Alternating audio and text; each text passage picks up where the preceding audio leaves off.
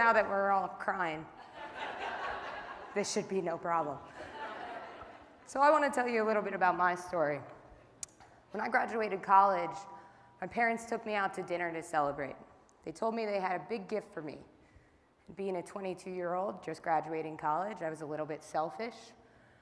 I was thinking, I don't know, keys to a car, maybe an airline ticket, a piece of jewelry, something memorable, something I'd hold on to for the rest of my life. So as we finished dinner and they slid a box across the table, I was super excited. And then I opened it. And inside was a kaleidoscope. Yep, regular old children's toy that you can buy in any dollar store.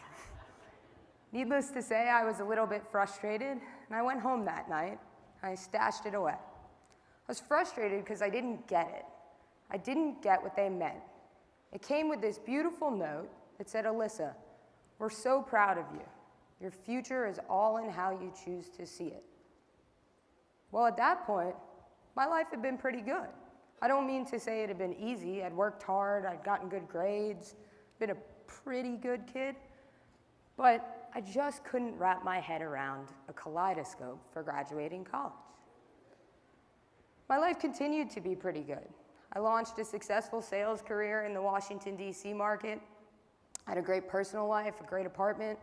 At the age of 26, I got promoted to the youngest sales manager of a Long & Foster company. Thank you. Life had been pretty good. And then I met this guy. The people laughing have also met this guy. This is Jim Garman, and he changed my life. Jim changed my life because he's a big believer in something he likes to call best work. Jim changed my life when he sent me this. It was an offer letter. Within a year of meeting Jim, I packed up everything I owned and moved to North Carolina to join his company, Go Realty. How'd he get me to do that? Well, he sent me this. He offered me the opportunity to work with people who give a shit.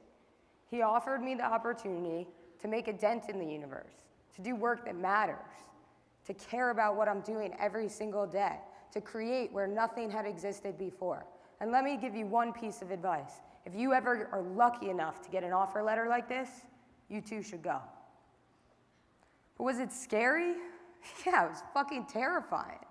Packing up everything you own, leaving everything familiar to you to go into the unknown, that's terrifying.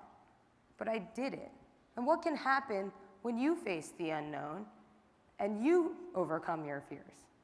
Well, this can happen. You can thrive. You can do your best work. Or this can happen.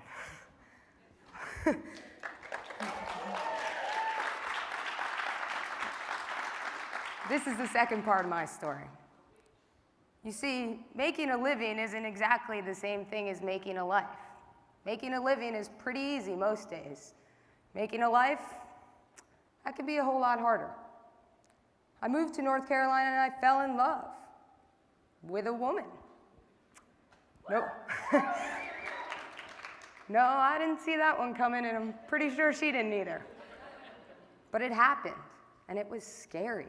It was downright terrifying. We spent a lot of sleepless nights talking about what that meant for us, for our families, for our friends, for our work.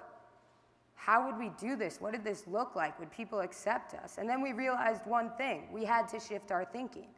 We realized that love wasn't even the question. Love was the only answer. So I proposed, and she said yes.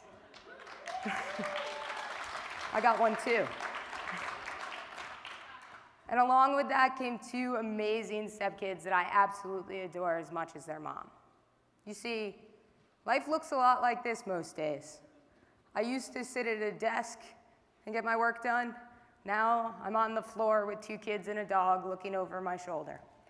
My evenings are spent picking up toy trucks or stepping on Legos or taking our 6-year-old to and from dance. My days are spent running a real estate school that's tripled in size in the last year. Did I mention that wasn't the job that I was hired to do 2 years ago? And I had never done it before? But how did all of this happen? What does this look like? It all happened because I was willing to live outside of my plan and into possibility. I was willing to shift my thinking. I was willing not to ask why, to ask why not. Not to ask, what if I fail?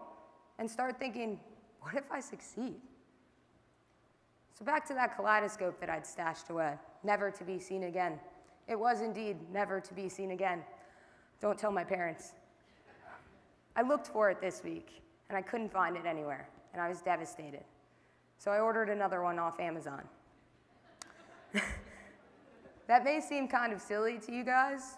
I mean, I lost the one that had the meaning, but it was the only natural reaction for me. I had to do it because I finally feel like I get it. I finally feel like I understand that if I adjust the light just right, if I shift just a little bit to the left, if I wake up every single day not asking, what am I afraid of, but asking, what can I do about it, that some beautiful things can happen. Some amazing things are right there in front of you, just as they were in front of me.